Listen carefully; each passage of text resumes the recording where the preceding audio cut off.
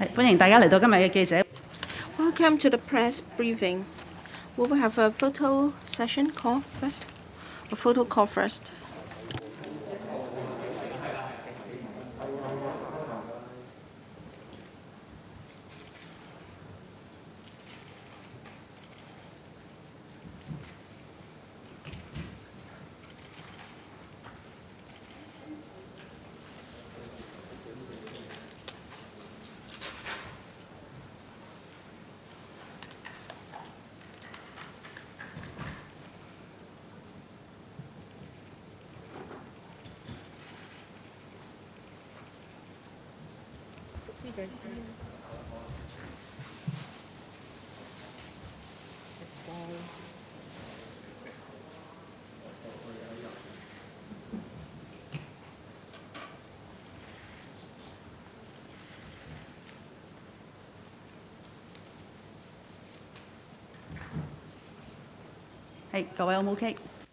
So are we all done?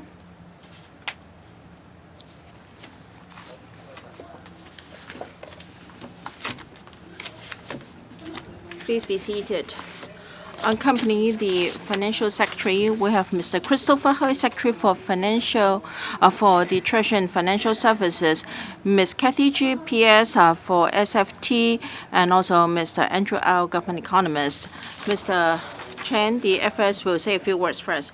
Thank you very much for making available time to attend this PC this morning. I appear in a video to deliver the latest budget to the Legislative Council. We continue to have counter-cyclical measures, and the budget will cost the government $170 billion at this time of difficulties. I hope we can relieve the hardship of the public and provide support to SMEs.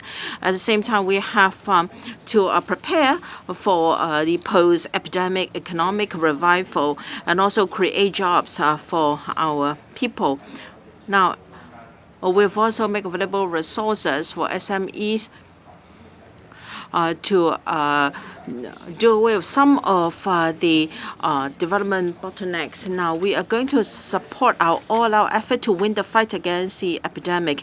We will relieve the hardship of our people as enemies. We will render support to the draconian economy and foster post-epidemic economic revival. We're going to invest for the future by planning ahead for the medium and long-term development of our economy. Some of the measures may be more costly. Some are bold moves. Different tools will give different effects, so that I hope we can have an all-round approach. Now, if there is any overarching principle, I think we are trying to help in a very sophisticated and focused manner to lessen the harm caused by the doldrums as far as possible, and to gather momentum for a future recovery. Now, the sentiments are weak, and the economic forecast for the first quarter is far from optimistic. We must stabilize the epidemic to stabilize the economy as well as people's livelihood. I've set aside $50 to $60 billion for our fight against the epidemic. The total commitment in the counter-cyclic measures are over $170 billion, together with growth in government recurrent expenditure and capital works expenditure. We expect that we can provide a 3% stimulus effect to our economy. I am sure that if we can survive this quarter, I'm sure the epidemic will be put under control and our economy will start to improve in the second half of this year. And the total GDP growth for the whole year is around 2 to 3.5%. It hinges upon, of course, when we can put the epidemic under control, and also the strength of our economic rebound. The external environment, no matter whether we're talking about the financial environment or geopolitics, well, the situation is tense and also complex, and any development there is going to affect us. Well, I would like to take questions now. All right, if you would like to ask questions, please raise your hands and I will pass you the microphone, and please identify the agency you represent. The lady in brown in front, I'm from TVB. Good afternoon. So it's decided that electronic consumption voucher will continue to be paid. Now, are you going to add more electronic payment facilities? If so, can members of the public choose to claim the voucher in another tool? Now, you are going to provide support to some designated sectors. So what are the criteria in choosing these sectors? In the unfortunate event that because landlords cannot receive rents for a few months, leading to financial difficulties, you worry that they're going to claim the government. Now, the deficit predicted will be $1.6 billion at the very beginning, but now it's revised to a surplus of $18.9 billion. What accounts for this discrepancy? And is there room for further relief measures? And you said that you're going to help SMEs, but according to the grassroots, these are not going to help their employment, and the concession in electricity or subsidy will only help the landlords and not our employers, and they cannot benefit from tax concession as well. So will you be more focused? Now, the total amount of consumption voucher to be dispersed will be $10,000. Given that many members of the public are under great financial hardship, they have to spend extra money on commodities to fight the epidemic, and so we decide to disperse the voucher in two phases. The first phase will be in April, because we want to give the money to the public as soon as possible.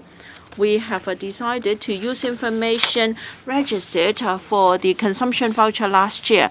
So in the first round, now depending on the store value take facilities or e-payment facilities you use, you will be receiving the voucher from the same facilities. And then in the summer, we will have the second round, and there will be people who reach the age of 18 by then. We don't have any information with them, and they can, this newly qualified registered persons and those who are not eligible for the first round but eligible in the second round will receive the voucher in the second round. So in the first round, the original 4 e-payment facilities will be used. In the second round, we will see whether there are e-payment facilities that are interested in the market, and if they are qualified, then they can be in to offer more choice to members of the public. And last year, because these e-payment tools wanted to compete for business, so they gave a lot of concessions and rewards for members of the public, so that the voucher will be more effective. People can have more to spend on. And as for short-term protection for commercial tenants, now the idea is to legislate within the first 3 months of enactment of the legislation. The landlord cannot take legal action. Means such as closing down the shop, to apply for liquidation or winding up. Well, in the first 3 months, landlords are not allowed to take such legal action against the commercial tenants, because we are really at exceptional times. The market is very quiet. Some shops, the smaller ones in particular, are operating in very dire situation. To help them to tide over the difficult period, my thinking is this. First, we should help them to lower their operating costs as far as possible. Second, we must allow them, give them more room for cash flow. the government has introduced one-off rates rebate or subsidy in electricity, and to enhance their cash flow, we're going to do two things. We hope landlords and tenants can ride out the storm together. And I hope landlords will not take legal action against their tenants. And they can work things out by negotiation so that there is room for the two parties to negotiate and ride out the storm together. We hope that the community will be able to do this. There are different types of landlords. Some may have difficulty in mortgage repayment if they don't receive any rent. Now they can rest assured, because we have discussed with the Hong Kong MA, which is going to support banks. When these circumstances arise, banks are going to be very flexible. As regards premises covered, now in the AEF we have listed out 7 types of premises, such as childcare centers, tutorial schools, laundry shops, etc. These aside, we've added 2 more. First, retail outlets, because this wave of outbreak has taken toll on our retail sector, and also interest class operators, etc. Are also included. We'll have a list to include all of them. You asked whether there would be other legal action to be taken. When I conceived this idea, well, you may want to refer to overseas experience, like in the UK, in Singapore, and in other places. The concept was put into practice, though the scope may be different from ours. In our case, we try to be as precise as possible. And then for the scope of this scheme, we want to focus on the most important areas, and we look at the case of the payment of rents. We have been working closely with the Department of Justice. Therefore, we have already taken that into account. As to your last question, in the past, when we prepared the budget, the deficit was about $100 billion. This year, well, you found that we have got a surplus of $18.9 billion. Well, on the face of it, you see a surplus of $18.9 billion. But then we issued $35 billion of bond. So if you take that away, in fact, we have a deficit.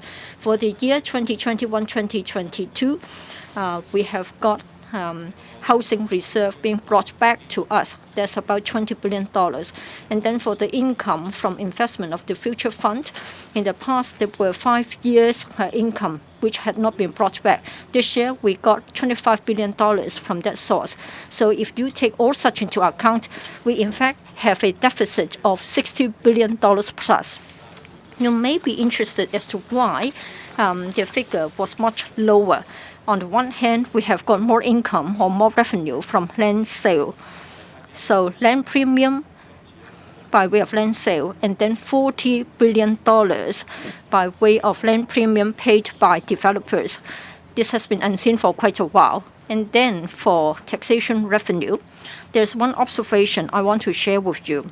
During the pandemic, for the grassroots citizens, they have been hardest hit.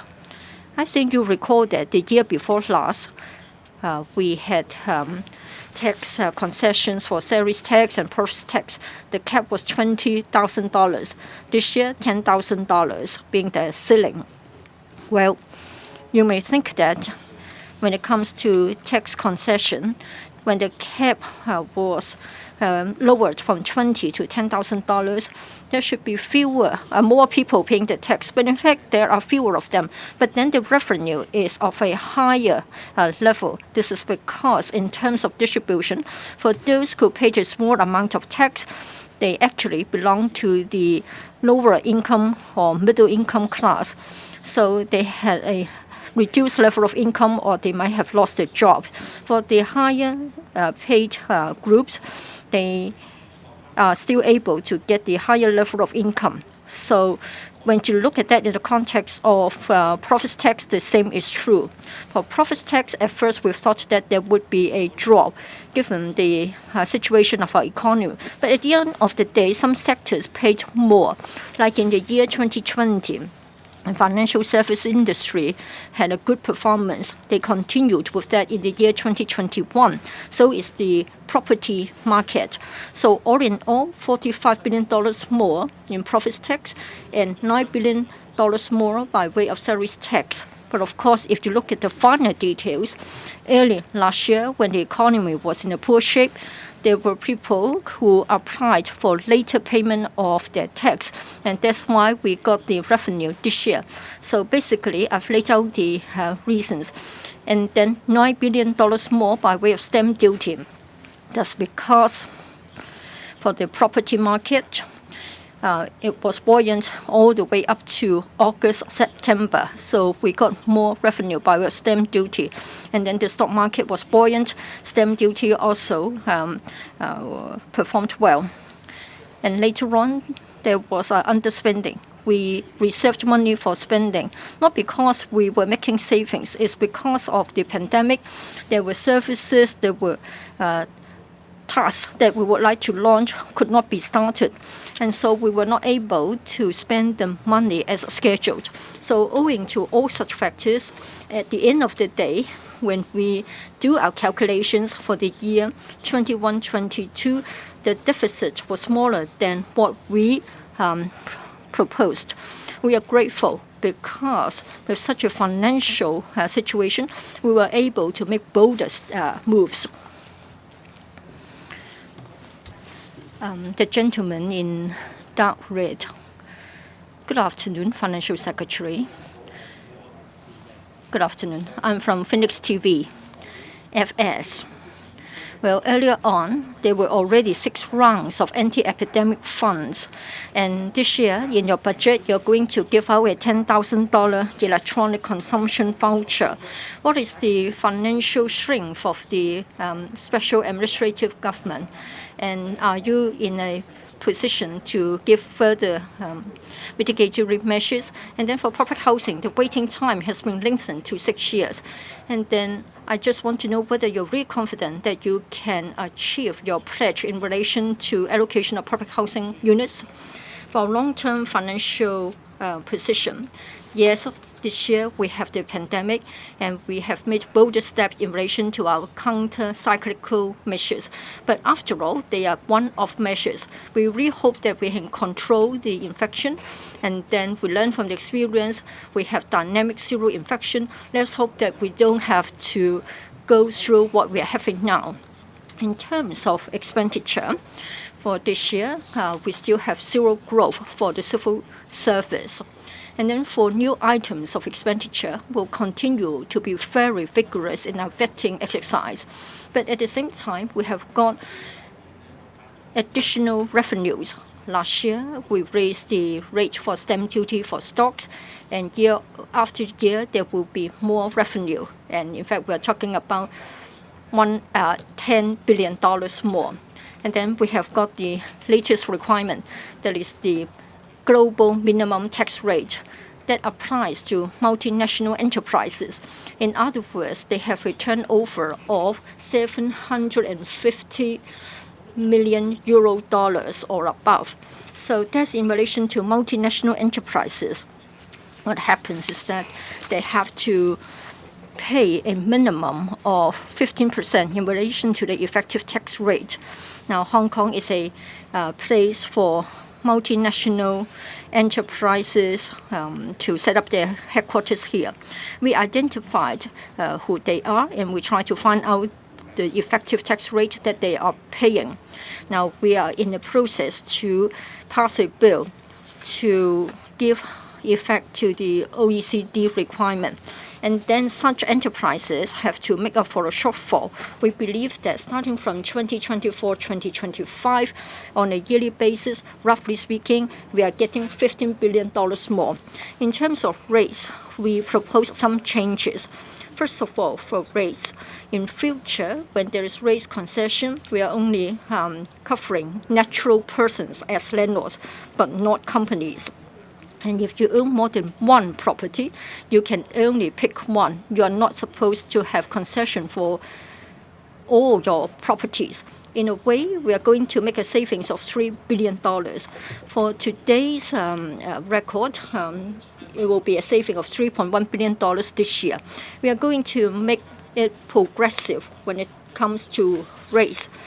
That is, if a property has got a rateable value of $55,000 or less, the rate will be kept at 5% as of now. And then for others, that is for those under $800,000, then 8% for the next $250,000, and then for the rest 12%. So we are going to get $700 million more a year. What we want to do is that for the general population, including the middle class, they would not be affected. Say, for example, for Tai Kwu Shing and Cornhill, their landlords will not be affected as a result of our proposal in relation to the amount of rates to be paid by them. So what we intend to do is that for the middle class, they're not going to have an extra burden, but at the same time, the public coffers will receive more revenue. Now, of course, we have got a deficit this year, but then it will be a balanced budget next year. And further on, for our estimate, it will be of a surplus. But of course, we have yet to see whether there will be further one-off measures. So that's more or less what we intend to do. As regards flat production by the Housing Authority, now land identified will be able to produce 303,000 units in the coming 10 years. According to the Transport and Housing Bureau, about 1/3 of this amount will be delivered in the first 5 years, and the rest in the second 5 years. Now, according to HA's progress,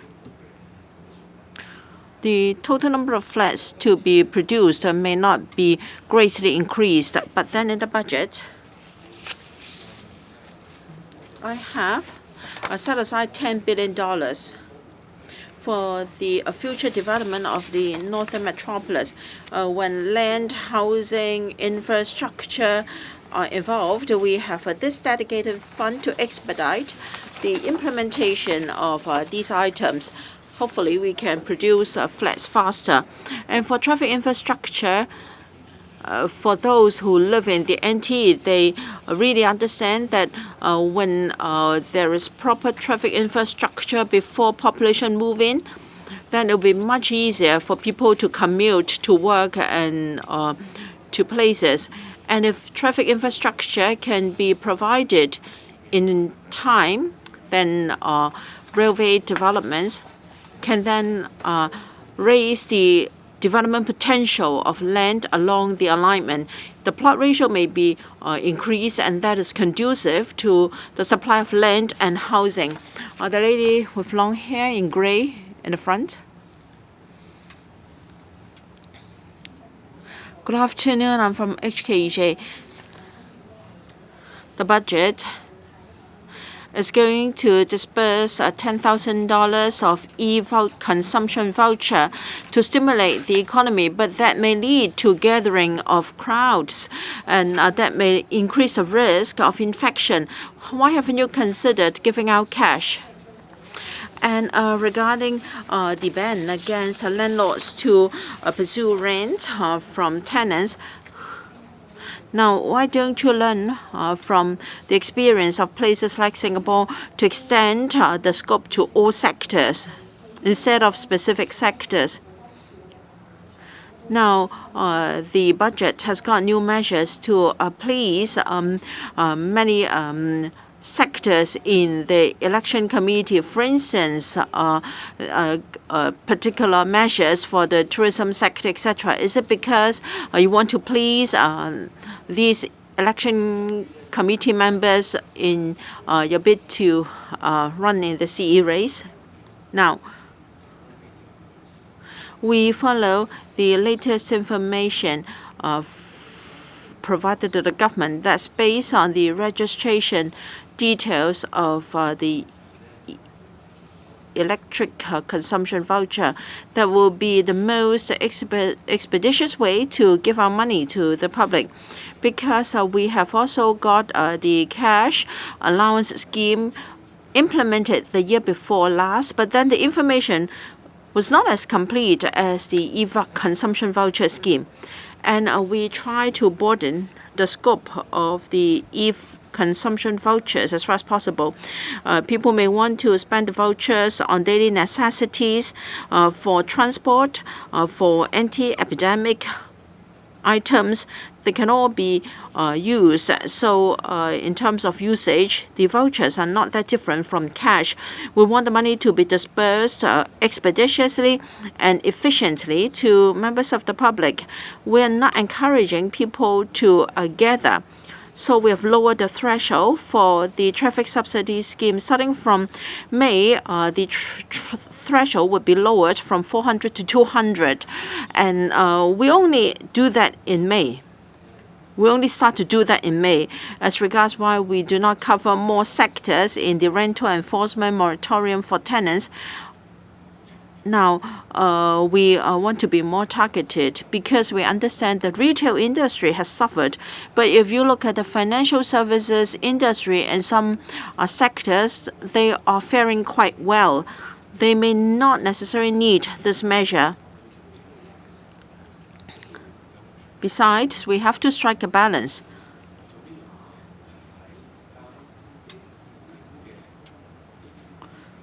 Given the current epidemic situation, SMEs need our help the most. We want to give them some space to allow landlords and tenants to be able to negotiate together. And for sectors not so hard hit or not affected at all, we should not stand in the way of landlords in collecting rents. And as for tourism, now they have suffered a lot in the past 2 years. The government has introduced many measures to help them, and we are continuing to support them. Part of the money for the tourism industry is for overseas promotion of Hong Kong. Some for e-tourism and heritage conservation. This is to allow the industry to continue to have jobs before we reopen the borders to other countries. And then this will make it easier or happier for members of the public to play or to spend the time.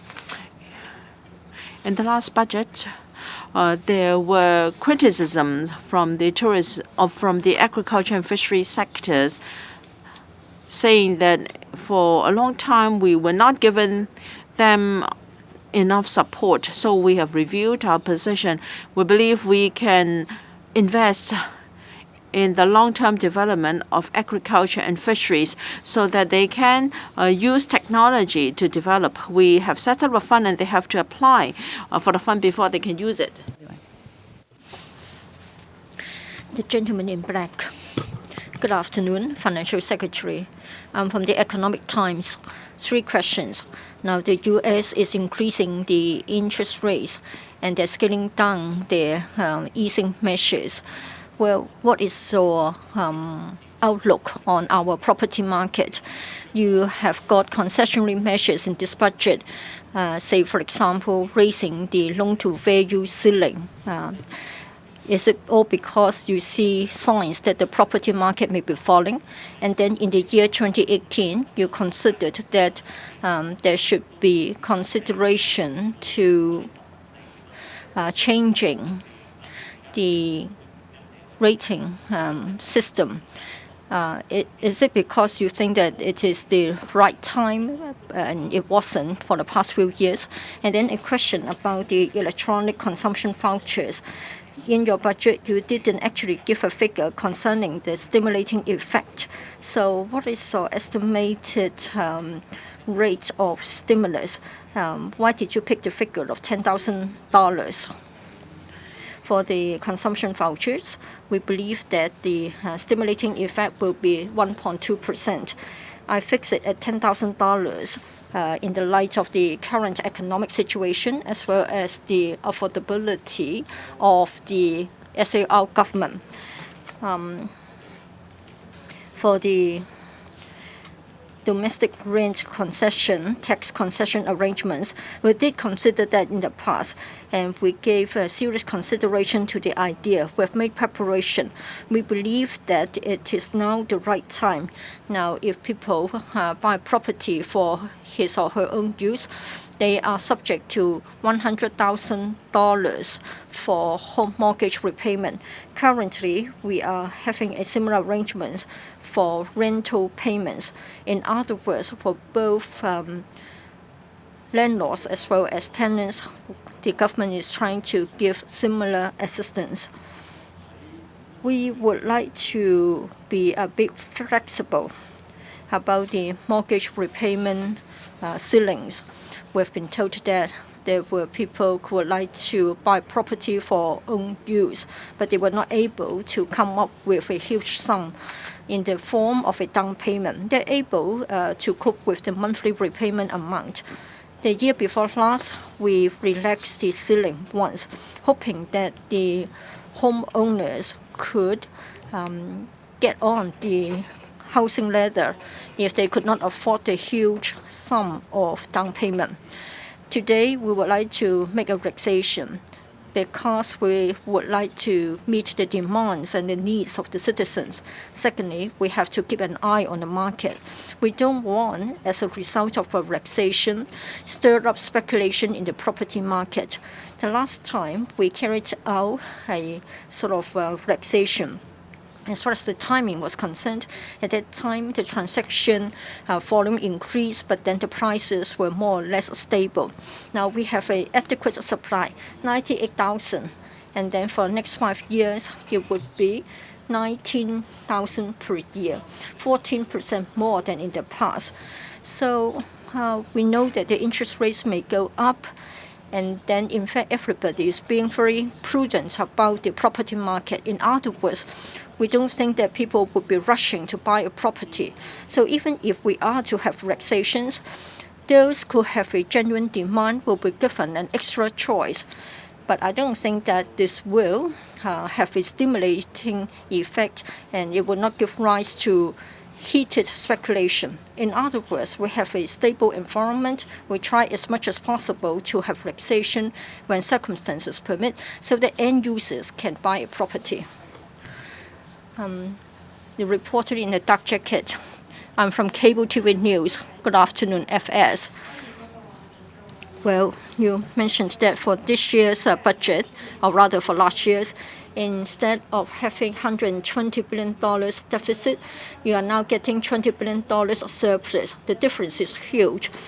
For 3 years, you were off the mark by $100 billion in your budget.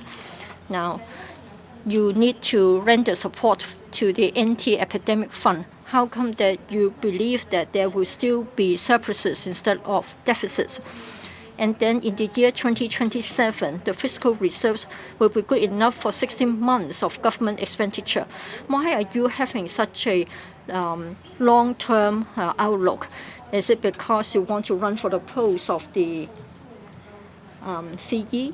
And then I want to know whether you believe that there will be a dampened interest in the property market, and so you're providing some subsidies to the renters.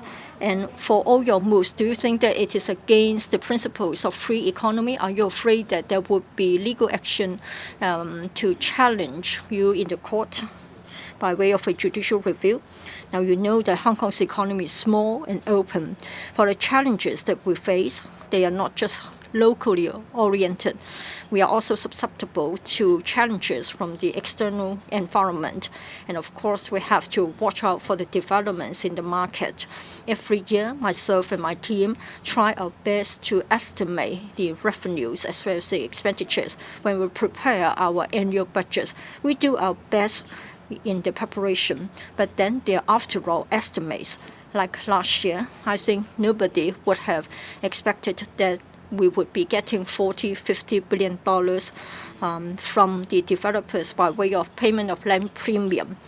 In early December, I was preparing the consultation for this budget. Nobody would have anticipated the rampage of the fifth wave of the pandemic. But what we can do is that we try our best to make preparations, and we hope that we can keep our strength so that we can still stand firm and withstand the wave of pandemic, and we can survive. You asked about the Antiepidemic Fund.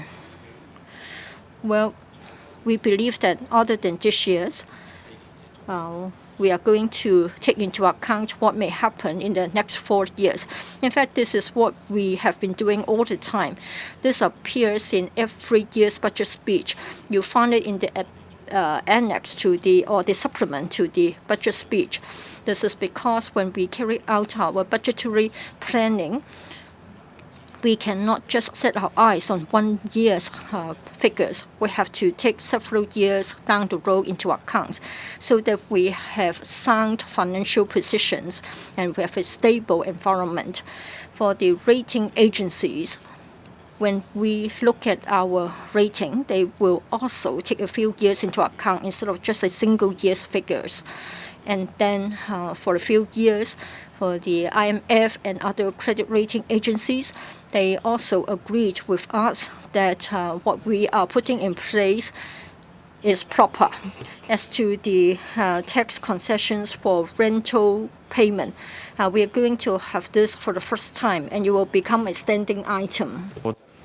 Would that affect property prices? I think the association is a bit far-fetched, that people like to live in a cell phone to occupy their own premises. Some like to rent, and some may be saving up to buy their own homes. Meanwhile, they rent. So there are different circumstances. We talk about a deduction of $100,000. That is about $8,000 per month. It's just a gesture to lessen the burden of people who rent their premises. I think the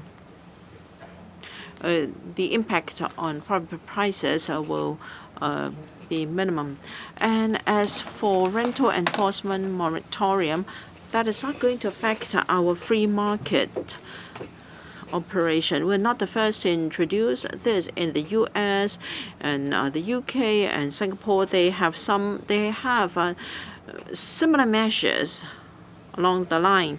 So we just want to provide a cooling off period so that the landlords and tenants can discuss. That will allow some time for tenants to discuss with landlords a proposed solution. And tenants are subject to the current wave, and I think it will give them time to reconsider their business. So rental enforcement will be subject to a moratorium, and meanwhile we enhance the ceiling under the loan guarantee for enterprises. At first it was the ceiling was 18 months of salaries, but now we have raised that to 27 months, and the loan ceiling is raised to $9 million. So at least there will be some few months for the operator to consider whether he wants to continue with the business. If not, how is he going to deal with his business? That's it. FS. Now we are under the epidemic. I'd like to know how the budget is going to support Hong Kong. And second question, the financial situation in 2021 is not bad because we have increased our revenue. How do you consider the fiscal sustainability of the Hong Kong SAR?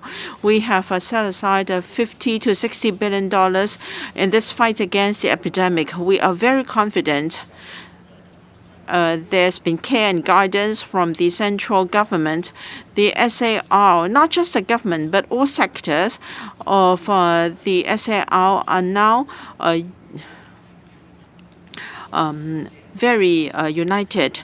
And as for resources, different departments and bureaus have got anti-epidemic measures. They have resources to buy drugs and also the necessary resources. So we will support all necessary resources. Secondly, the fiscal position of the government. Now, for 2022-23, inevitably, we're going to have a deficit because we have spent a lot of money on the fight against the epidemic.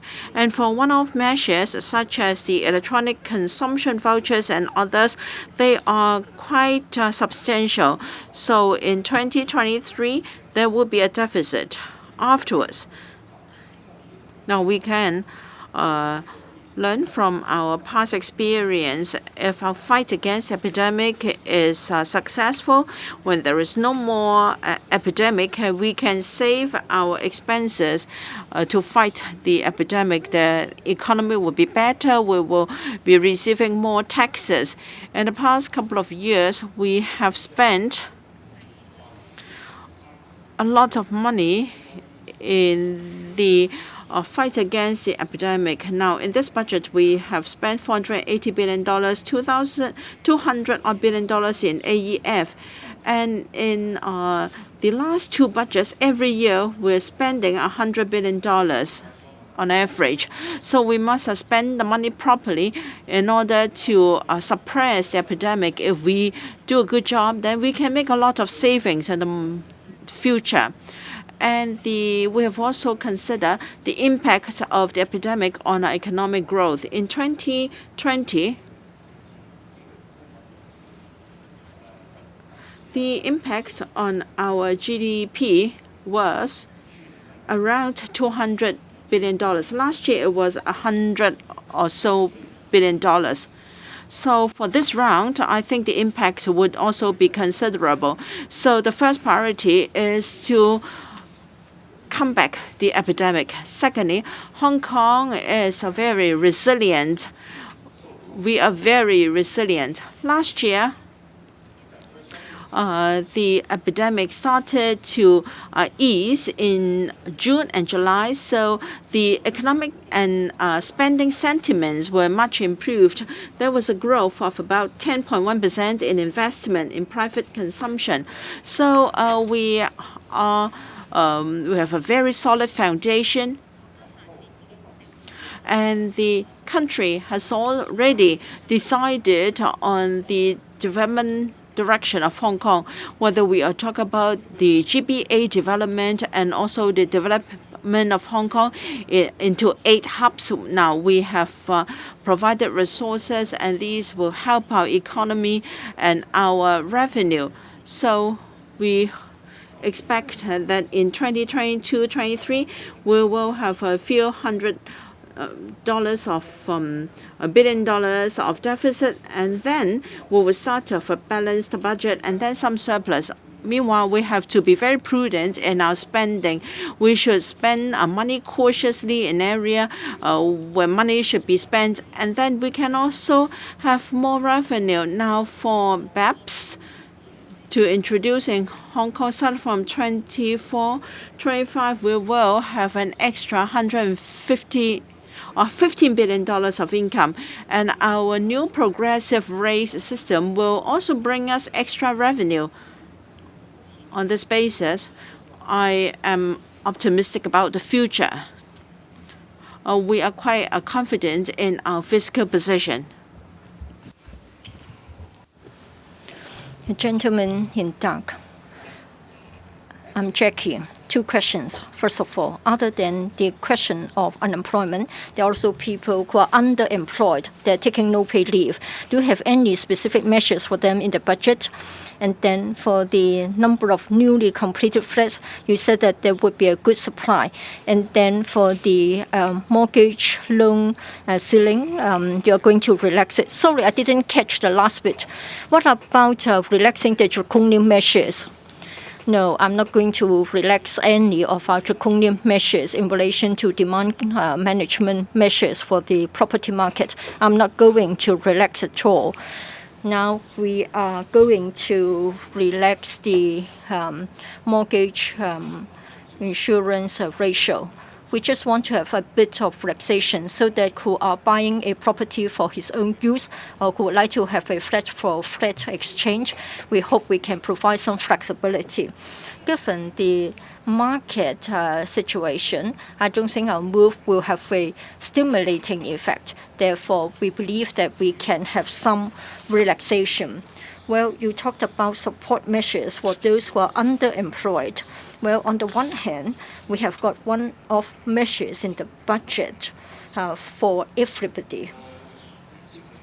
For example, we have the electronic consumption vouchers. And then for the 100% personal loan guarantee scheme for individuals. Again, we've talked to the Hong Kong Monetary Authority. When banks consider the applications, we urge them to be flexible. For those who have a reduction in their income, they should be given the right amount of assistance. Well, as to the question asked by this reporter, yes, we have been looking at the applications concerning the 100% personal loan guarantee scheme for individuals. We would like to help those who are unemployed, but then there are people who are casual workers or they may be losing their income. Banks are aware of this and banks can exercise discretion, hoping that without jeopardizing the effectiveness of the scheme and without jeopardizing the integrity of the scheme, we hope we can help those that we have in mind. So we are sort of carrying this out. Well, I think the Secretary would like to have a sip of water. Perhaps we should just wait for him. Sorry about that.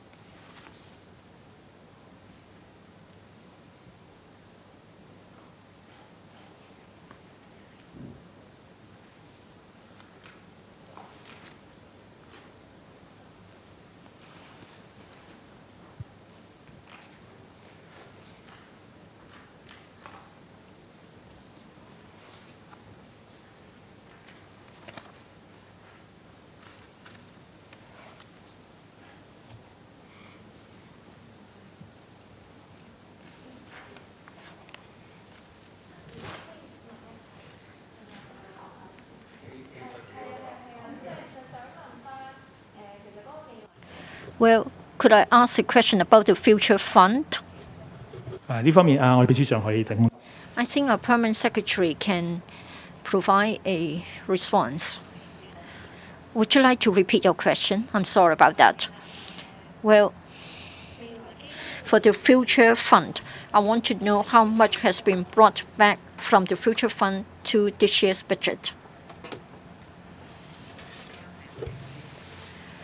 I think the amount should be $45 billion.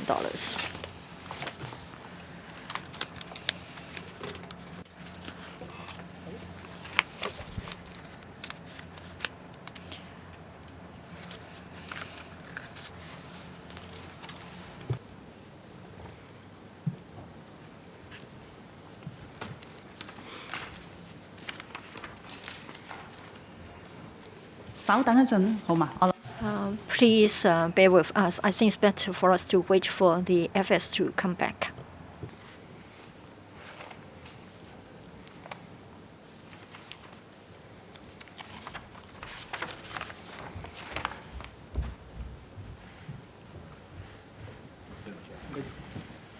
唔該司長。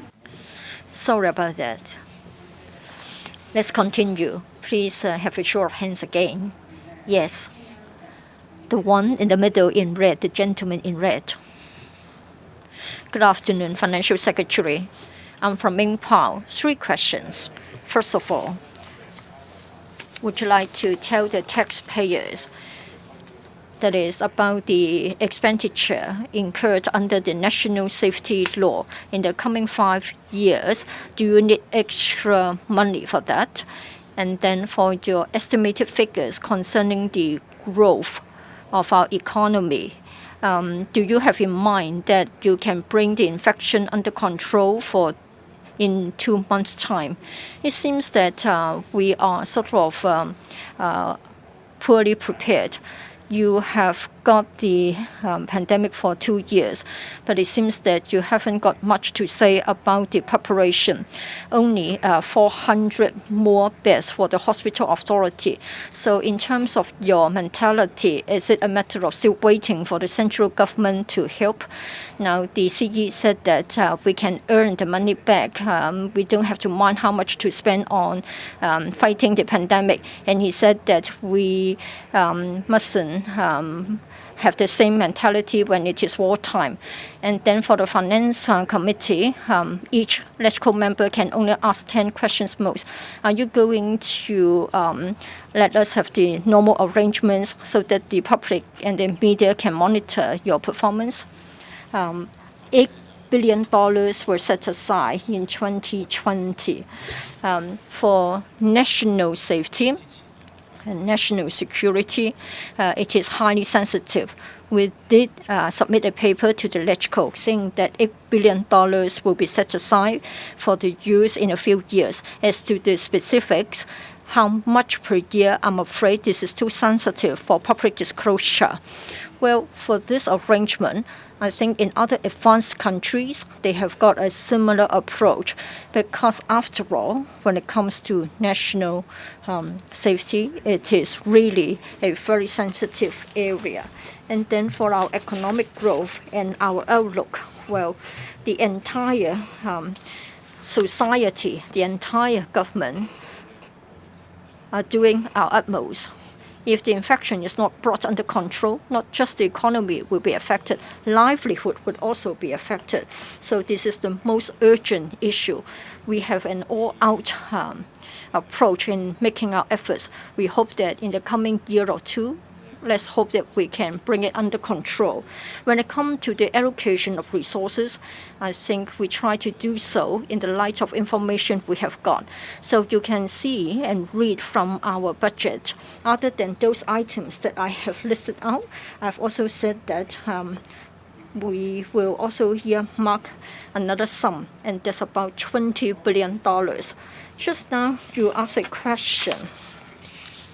While we are fighting against the pandemic, indeed, we have to be quick in making our moves. In particular, in the early days of the pandemic, everybody was fighting for face masks, and we had to order vaccines. We have always been very careful in trying to meet the procurement requirements. But then when it comes to special circumstances, with approval, we can try to adopt expedient measures so as not to miss the opportunities. That's what we have in mind. Well, for the information that we have disclosed in this budget, well, in fact, we have been observing the same sort of standards. We try as much as we try to be as open and transparent as possible. Be it the Legislative Council or the media, if you have got any questions, we will always do our utmost and according to what we know, answer your questions. The lady in the light dress in the front. I'm from TMHK FS.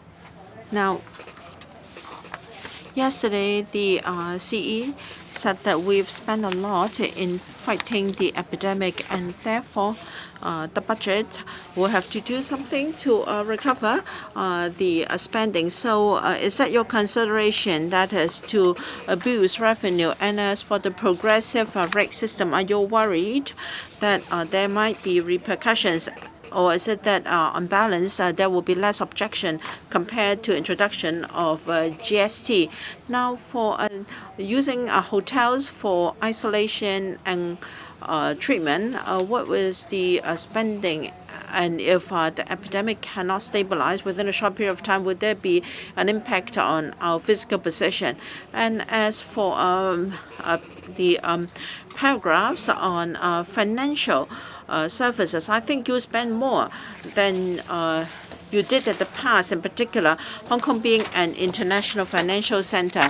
Is it because you're worried that the epidemic might have eroded, undermine position as a financial center, so you've decided to talk more about this? Some multinational companies have withdrawn from Hong Kong because of the harsh anti-epidemic measures. Now, are you worried that with the new tax standards, more foreign investment will pull out from Hong Kong? Now, in drawing up the budget, I always have to think about making savings and boosting revenue. Last year, I proposed a cut in spending of 1% on the condition that livelihood will not be affected. And this year is around.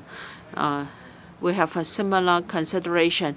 And as for boosting revenue, we have reviewed our rates system.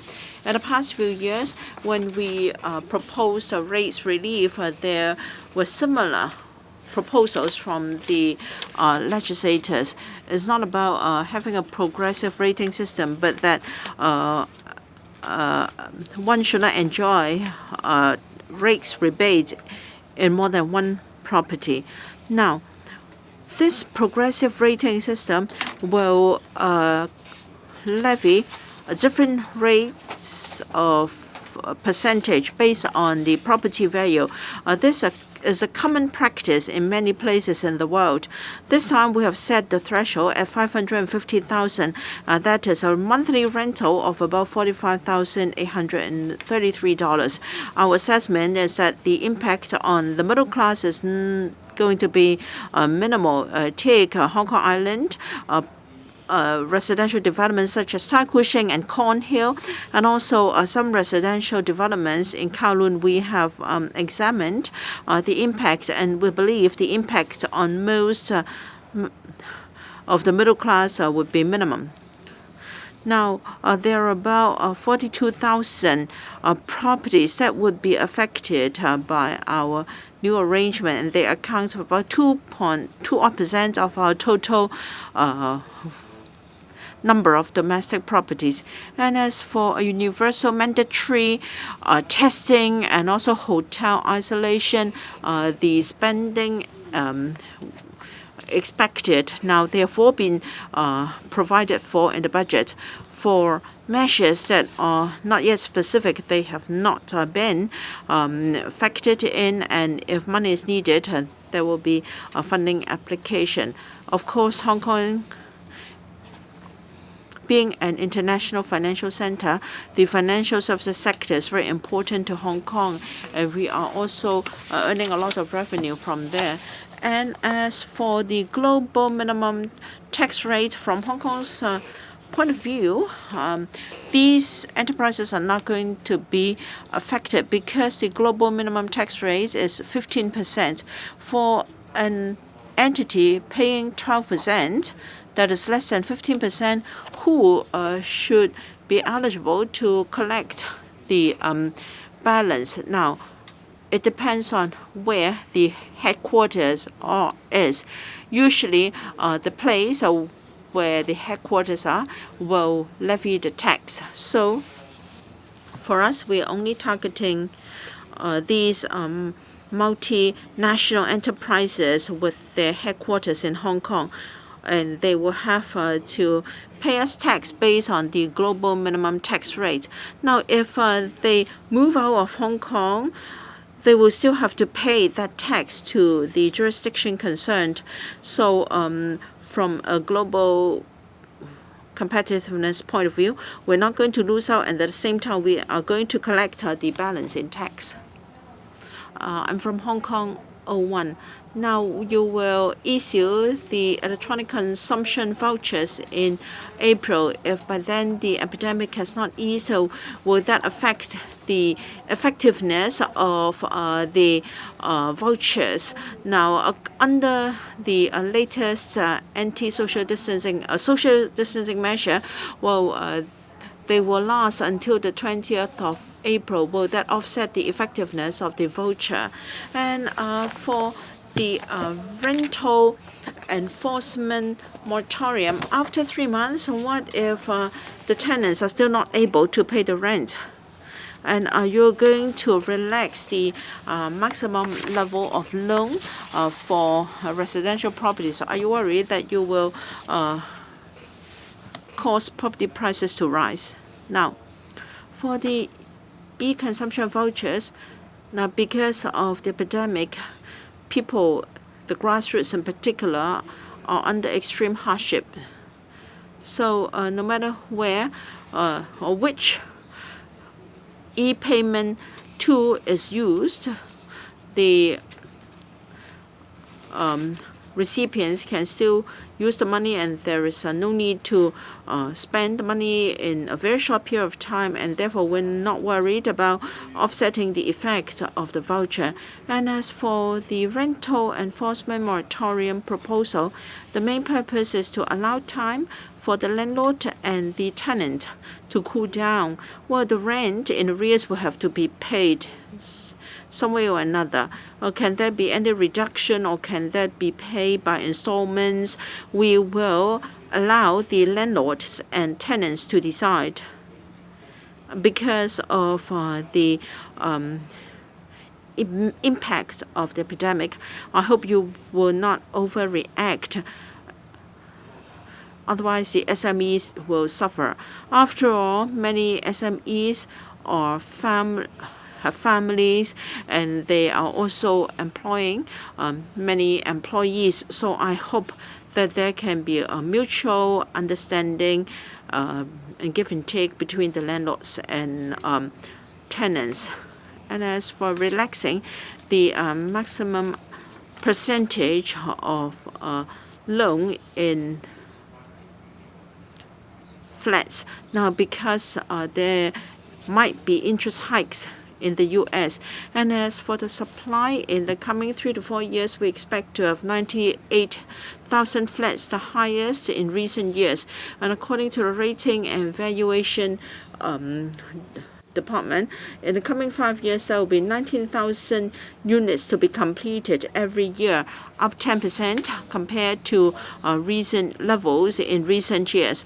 So we will relax the percentage of the mortgage insurance program, and because there may be people who can't afford the down payment but are able to repay the mortgage on a monthly basis, then they don't have to rush. They can take time, and I believe the possible impact on property prices will be minimum.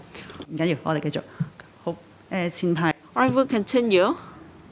This gentleman in the front. Good afternoon. I'm from Now TV.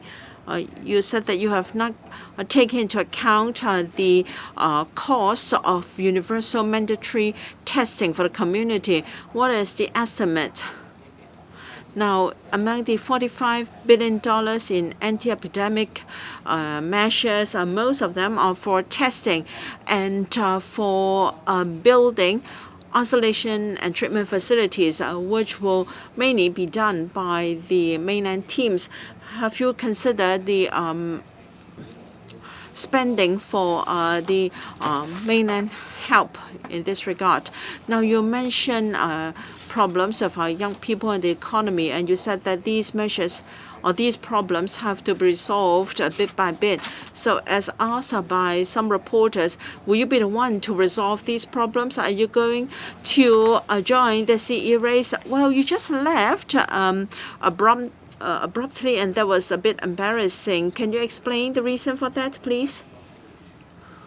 Now, part of the cost for the universal mandatory testing has been included in the budget. Whether the costs have been included in full, I cannot be sure, but then we have done the closest estimate. Now we're going to greatly enhance our testing capacity. We have factored in a lot of money for that. And as for anti-epidemic facilities, we have earmarked about $12 billion. At different places, we're going to build either hospitals or isolation facilities, and this is just a rough estimate. We are not finalized as to who will do that for us. It will have to wait until the tendering process. However, in my budget preparatory stage, I have got a rough estimate included. And as for social measures, social problems you mentioned, this will be the last budget for this term of the government. So I was just concluding our work in the past 5 years and share with the community observations and insights I gathered in the past 5 years. If I may say so, in the past 5 years, myself and also members of the government have focused on working on the budget.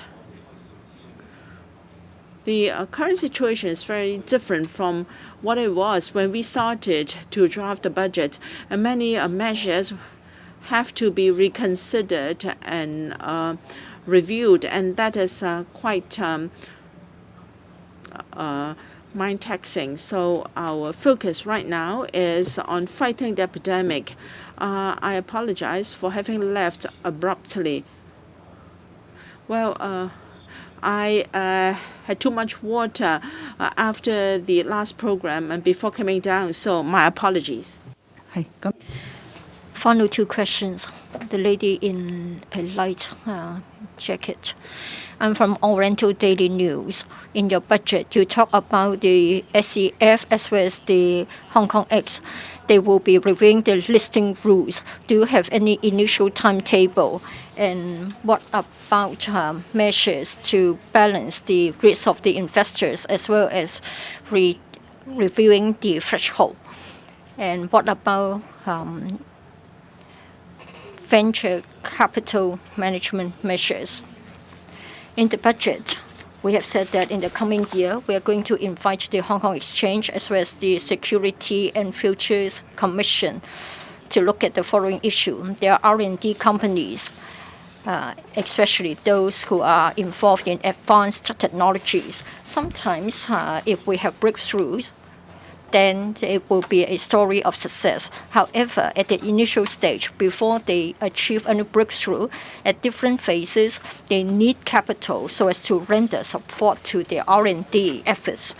Therefore, we believe that for such companies, they need to raise capital. Of course, they can get money from the private equity market, but then they can consider getting listed to raise capital from the market. So we just wonder whether we can do what we did in 2018, amending the listing rules for the biotechnology companies. Those companies are involved in the development and research of pharmaceutical products. They are pre-revenue, they are pre-profit, but then they might have already reached a particular landmark. In particular, for pharmaceutical products, they have to undergo different phases of approvals. So if you can tell people at which stage you are, even though it is still pre-profit and pre-revenue, if the information is clear, then the investors can still consider whether to buy the shares. So we're considering IPOs for such companies who are involved in R&D in advanced technologies. We try to see if we can have something similar. For the Hong Kong X as well as the SFC, they are in the process of giving consideration to such a development. Well, we, as in the past, would like to ride on the opportunities. We want to clarify the picture. If it is feasible, we want to launch the project ASAP. Last year, there was the spec. It was around about May that we first mooted the idea. And then after the summer holiday, there was a proposal. We started consultation, and then it was launched in January this year.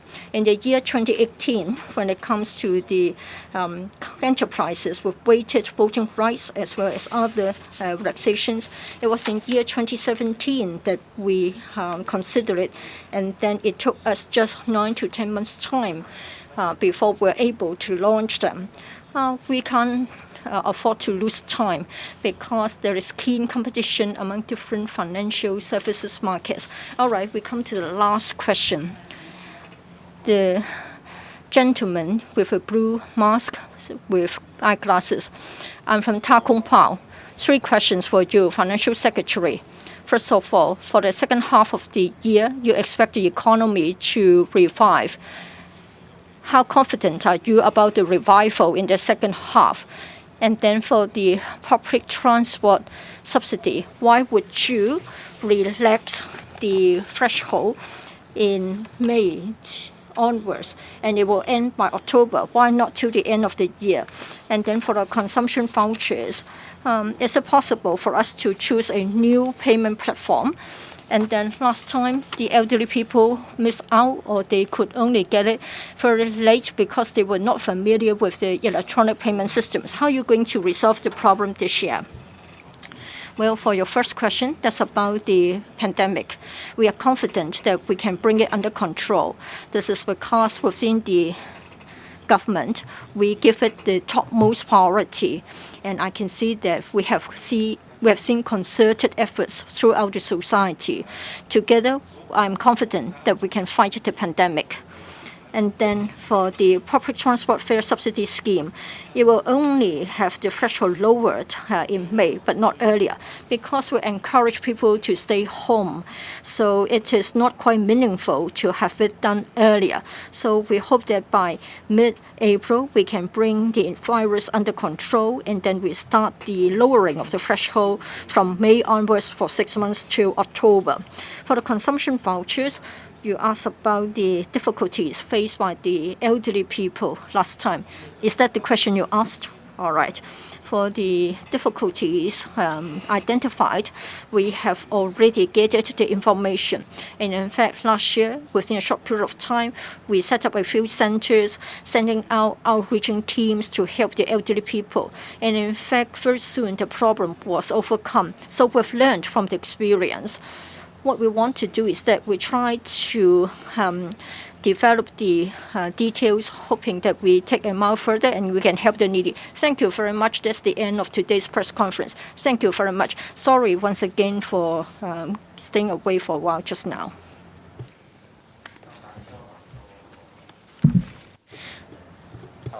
Sorry, the speaker is off mic. Yes. If I may ask one more question. You said that you would like to help the SMEs, and therefore you would like to have the electronic consumption vouchers again. But then many SMEs do not have support concerning the payment methods. Only the link, as well as other larger corporations that are well established, can take advantage of the payment methods. So are the SMEs disadvantaged since they cannot sort of use the various electronic platforms, and so their difficulties cannot be eased? What about the police force? I know that they are going to have an expenditure of $1.28 billion, $500 million more compared with last year. In particular, for special uses, an increase of 93%. It's about the replacement of plants and equipment. Why has there been such a substantial increase? Now that order has been restored in the society, how come they need so much money? And then for healthcare, how much money will actually go to the hospital authority or those healthcare professionals who have been working very hard during the pandemic? And what about the cleaning workers, especially those who get infected and have to be isolated as a result of their participation in the anti-epidemic work? Are you going to compensate for the income loss? And what about their need to be isolated and quarantined? They're also part of our society. Well, SMEs and the consumption vouchers, I said that there would be two stages. First of all, now we're still in the midst of the pandemic. The grassroots in particular in the population are under huge pressure. They need money to tide over the difficult period. So what we want to do is to make use of the data given by the previously registered persons. Last year, when we launched the consumption vouchers, 96,000 more merchants installed the electronic payment systems. I visited markets and other shops to have a look myself. And then the FGHD helped the market vendors as well as other storeholders to install such systems. So when compared with the time pre-consumption voucher era, many more have already installed the devices. You also asked a question about the expenditure to be incurred by the police force. Well, that's what they need on a recurrent basis. And in fact, when we vetted their proposals, we have been holding very vigorous standards. For the hospital authority, we are giving $70 to $80 billion by way of subvention. Not too long ago, the hospital authority also made an announcement in relation to adjustments of their allowances and subsidies to be given to their own staff. He also talked about the cleaning workers as to the support we give them. Well, in fact, under the Anti-Epidemic Fund 6.0, we have already covered them. Thank you. Thank you very much. 或者都差唔多啦，唔該晒。 I think it's almost it. Thank you.